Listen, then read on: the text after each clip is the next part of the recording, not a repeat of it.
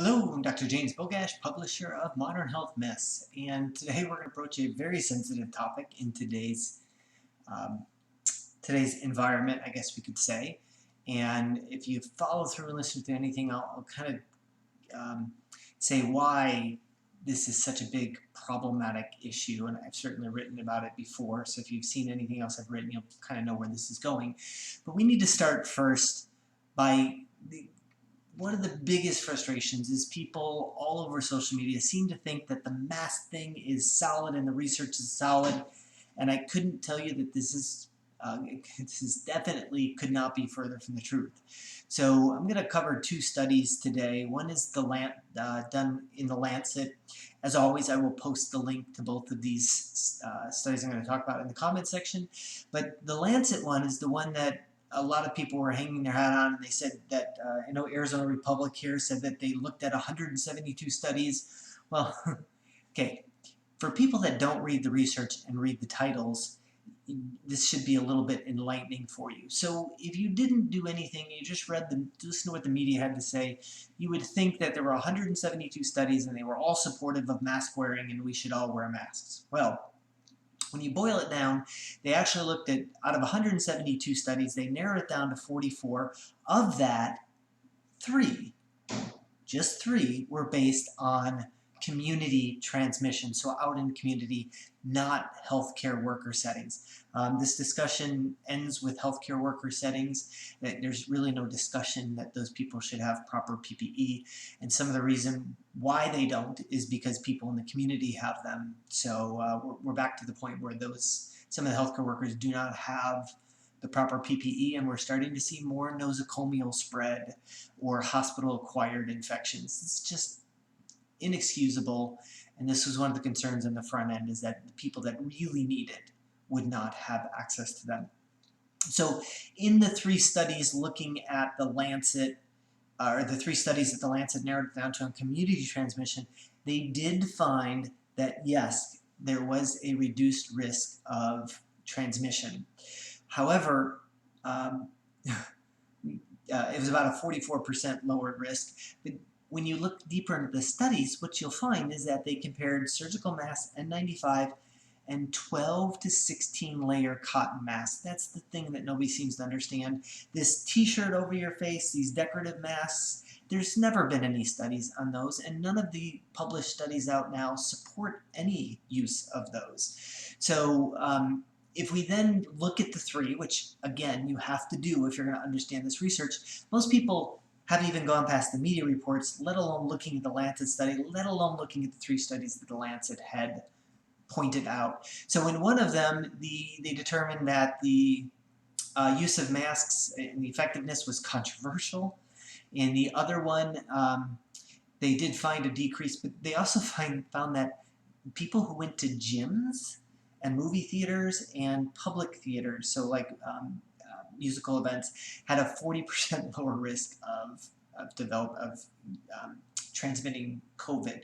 So we can take that piece out of the study, that the mask might have been effective, again, 12 to 16 layer, but then we don't take the other things, then we close the gyms.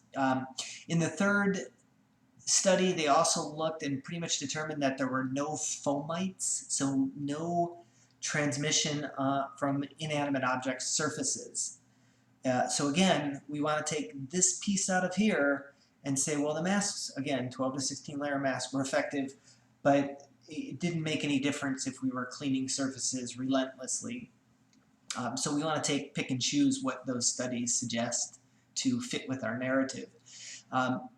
So again, the Lancet study that people think supports, when you really start boiling down and looking at it, there's no real support for masks as we are using them in today's society.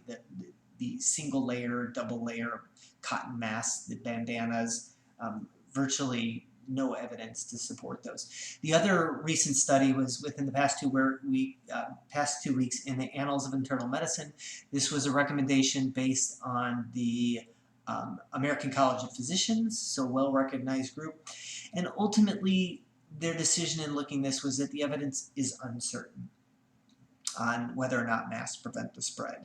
So a couple things to the take-home messages are, A, to stand on a pedestal and say that these things work and the evidence is strongly in support of that is just not true. So please just stop saying that, because nothing really fires me off more than for somebody who doesn't understand the research to say that the research supports it.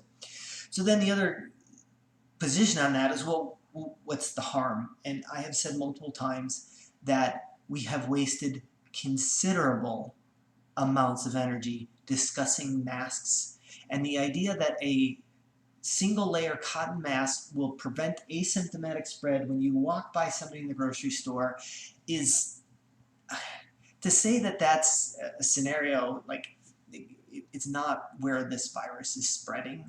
And so to argue and that's where we put our effort, when we're not talking about the obvious things that do lower hospitalizations and deaths. Every study that I've looked at have found that people have put on weight and they're more sedentary and more stressed as a result of the quarantine and the coronavirus situation. That is the exact opposite. So if you're wearing a mask in Walmart buying soda and Doritos, it's completely pointless. You're taking the one intervention that probably sucks at lowering the risk, maybe 1 or 2%, and then you're flooding your body with toxins, which absolutely will increase your risk of any viral infection. Forget coronavirus, but any particular viral or antibacterial infection. So that remains my frustration, that we're wasting so much effort on the mask issue and not talking about the real things. And people want to use this intervention and hold it up high and say, this is what we need to be doing to preventing spread, when we're not talking about everybody putting on weight, closing the gyms, closing beaches, keeping people from getting sunlight, everything that we know that will support the immune system. That, for me, remains the frustration with the whole mask issue, if you will. As always, I will post the link to these studies, not the 3 studies in the Lancet. You can dig those out yourself, but the Lancet and the Annals article. Feel free to like this video, share it with somebody who you think needs this information, and subscribe to the channel.